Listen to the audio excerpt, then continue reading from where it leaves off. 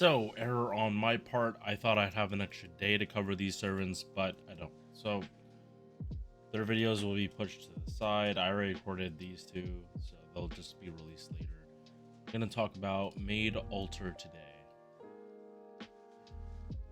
Now, looking off the rip, I see the attack is like kinda low. Like this is around like Perks numbers at level 80.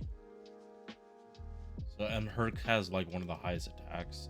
So it's not like this isn't a low attack when compared to like all the characters in the game, but compared to 5 stars, yeah, it's definitely below average. HP I think is okay. I don't think it's. I think it's around average. I think it's around average. Star Gen 9%. I believe that's a little bit higher than most riders. Typical star weight for riders, and then MP charge.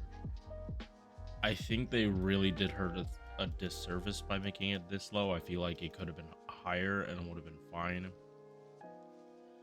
Especially in terms of like being able to loop this MP, you are definitely gonna need face cards to do it. You cannot just do it with a single MP, but you have stuff to help you do it. So, first skill is 30% attack for herself, and then we have a 20% quick boost. On it, like it would have been better if it was swapped, like the 30% for herself and then the 20% for the party, like just make it a good charisma, but it's not. But at the same time, like this is more for her, like this is adding into Maid Alter, not just the party, because let's be honest, most times you're not hitting quick cards on supports.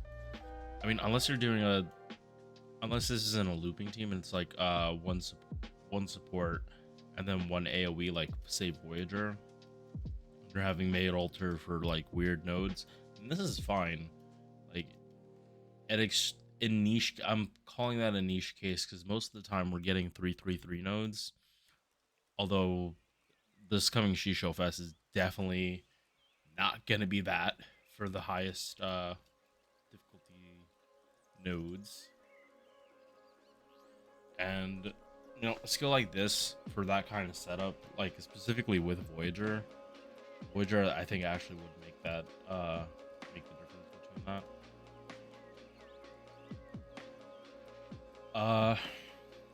But yeah, this is definitely more for her damage than being for the party. Like if you get benefit out of it, cool, but this is her damage steroid. This is her mana burst. Like it's not as good for helping her loop, but she's not AoE. Like this, single targets are fine roiding up on attack because they are supposed to be falling up on their face cards for refund, not solely relying on the MP. Next skill has been buffed, and it basically kills this demerit. Like they didn't. All they did was make it so that this is a non-issue. So when you activate it, it deals 1,000 damage to you, and then you get increased match HP for 5 turns after 1 turn. So it is technically possible to have 100% uptime on this skill because it reduces cooldown anyway. So this is really a 5 turn if you do this on yourself, which generally you should, but this also has utility where, say you're using her with Scotty, like only one Scotty, you can use this skill and the Atlas, I think it's Atlas, that reduces your cooldown, and basically when Scotty's buffs normally run out, they'll all come back up. So actually, this gives even more credit to weird setups that aren't traditional 3 turns. They might go to 4 turns, but you can use Scotty for like when you need her.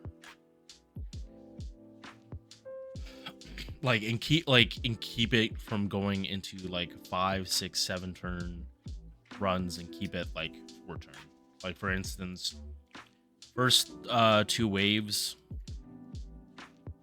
you clear, or first 2 turns you clear the first 2 waves, like, and they're weird, like 3 people, 2 people, and then next one is like 1 person. If you can just survive for, if you're not able to do it with just face guards, your next turn you're probably like, you can choose which servant is having Scotty's quick buffs. So it gives more flexibility for like Scotty's weakness. I'm not saying that this is like super OP, because you're definitely jumping through the hoops, but we're not getting, the traditional nodes are not going away, like 3-3-3, but the weirder nodes like 1-1-3 are definitely becoming more common. So having this really does help, and the beauty of it is that you don't even need to level the skill. If you're gonna level this skill, it would be for this and reducing its cooldown, but that's only if you're using it on Maid Alter. If say you are using it on Scotty, like my suggested case, like this doesn't even matter.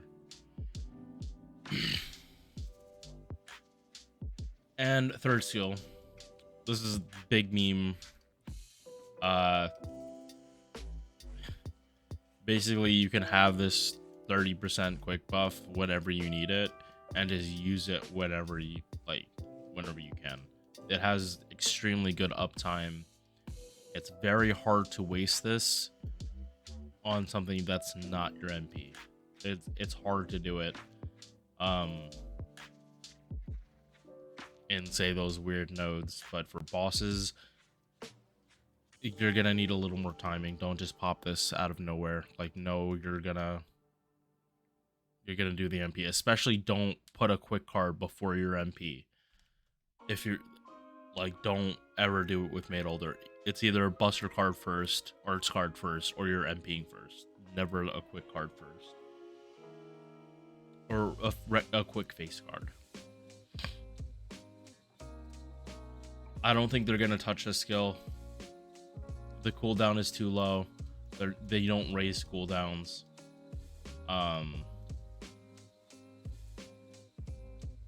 Yeah, they're not touching this skill. And I don't think they're gonna touch this skill either. They've already buffed this skill. I think if they're gonna buff Maid Alter, it's gonna be on her MP. Debuff resistance, riding, so 8% better quick, so 58% quick buff when everything is active at once, maybe even more depending on how well you're reloading. And independent action for 12, and it's funny that she has this, because this is an archer skill, but she has the independent action skill, I shit you not, so that she can choose her own person to be a maid to. That's a madness enhancement EX type bullshit lore. Saber, and I don't know why, probably just against I don't know. It's a Salter with anti-saber. I say more.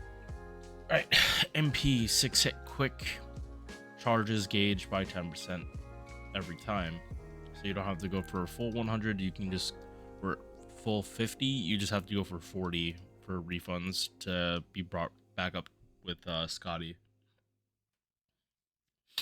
Also reduces crit attack chance 3 times, starting at 30, scales up to 70. You're more likely to stack this up than you are to get it anywhere higher than overcharged 2. And even if you're getting overcharged 2, it's probably because you're just loaded up quick crits after this. And I don't like the C. Although it does bring her attack buff up to 50%, there are much better CEs you can be using. Like, I don't know, Black Rail, that would actually greatly affect your damage and not neuter your party.